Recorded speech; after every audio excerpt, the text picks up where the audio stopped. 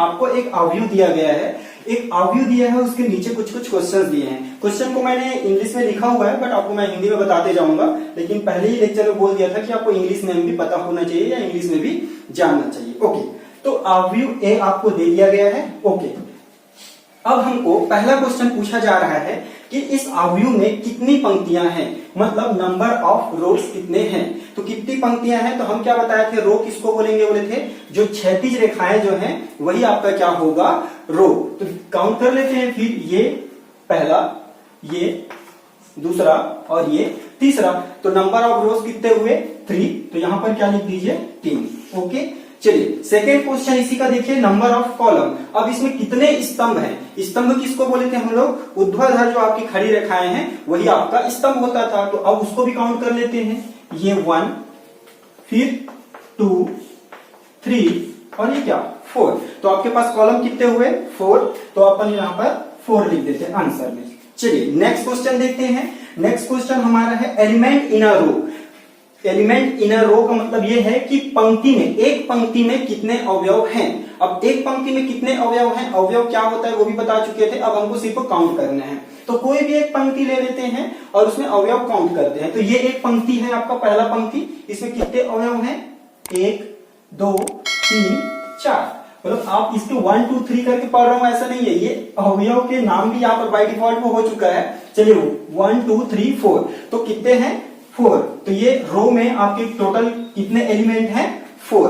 Okay, element in a column. अब column में कितने एलिमेंट हैं ये आपको काउंट करने हैं। तो कॉलम में कैसे काउंट करेंगे, कॉलम तो इसको बोलते हैं हम लोग। तो उसमें एलिमेंट को काउंट करिए, 1 2 3।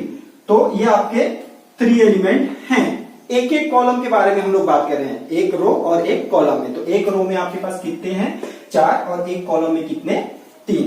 ओके, चलिए नेक्स्ट क्वेश्चन में आ जाते हैं, टोटल नंबर ऑफ एलिमेंट। अच्छा, ये टोटल नंबर ऑफ एलिमेंट है, इसको हम थोड़ी देर बाद देखते हैं। ऑर्डर ऑफ मैट्रिक्स, अवयव का क्रम क्या है यहाँ पर। तो क्रम कैसे निकालना है बोले थे हम लोग अवयव का, हम ये बताए थे कि ये एक अवयव दिया गया है, तो हम सबसे पहले रो को काउंट कर लेते हैं। कितने रो हैं, 1 2 3। तो ये सबसे पहले यहाँ पर हम रो को लिखते थे, तो ये आपका रो हो गया। मल्टीप्लाई का साइन लगाएंगे क्रॉस का। उसके बाद हम कॉलम को काउंट करते थे, कॉलम कितने हैं, 1 2 3 4। ये पहले से निकाल चुके हैं, बट फिर से आपको बता रहा हूं। तो यहाँ पर क्या लिख दीजिए, 4। तो ये जो मैट्रिक्स है, इसका ऑर्डर, इसका जो क्रम है अवयव का, वो कितना है, 3/4। ओके, तो ये आपका 3/4।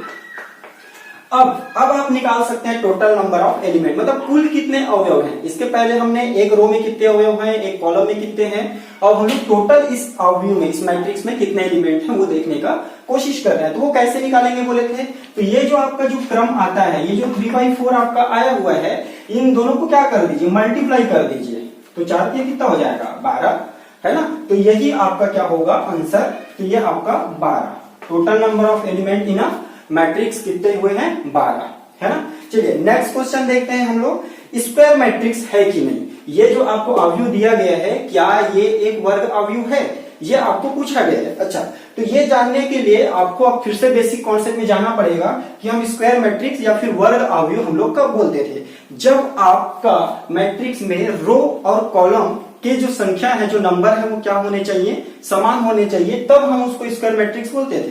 तो यहां पर देखिए रो कितने हैं, 3 है, और कॉलम कितने हैं, 4 है। तो क्या 3 और 4 इक्वल है, नॉट इक्वल टू। तो पंक्ति और स्तंभ यहां पर समान नहीं है, इसलिए ये एक वर्ग अवयव या फिर स्क्वायर मैट्रिक्स नहीं है। चलिए नेक्स्ट देखते हैं।